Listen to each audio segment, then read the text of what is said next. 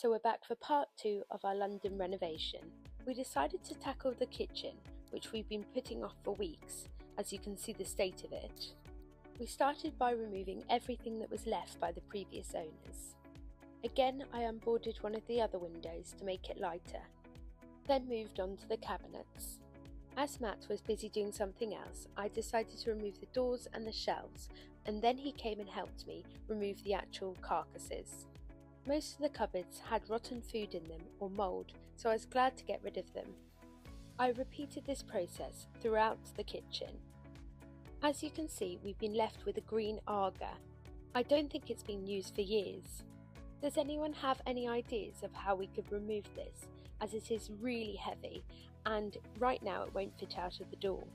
When we have our rear extension, the back will be open so we could fit it out that way. Or do you think we should deconstruct it in the property? We were also left with 4 large fridge freezers. These also aren't able to go in the skip, so we're trying to think of a cost-effective way of removing these. Matt moved all of the cupboards outside, ready to be flat packed. We then moved on to the lower cupboards. You can now start to see how the kitchen was left and why we wanted to leave it till last.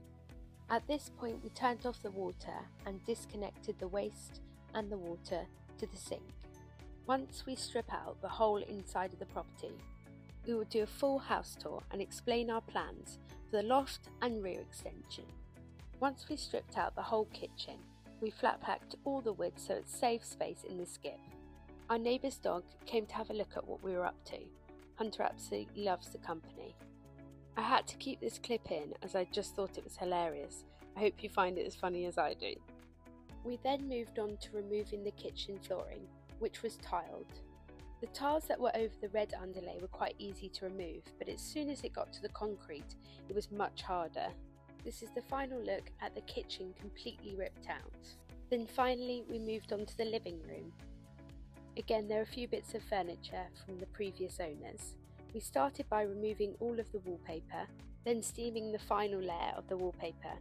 As you can see from this video, you can actually see how slow it is to remove this final layer of wallpaper. Luckily it went back to plaster and not the paint. However, some of the plaster is blown, so we will have to have another look at it. Matt moved on to steaming the ceiling and above the picture rail. He then started removing these cupboards.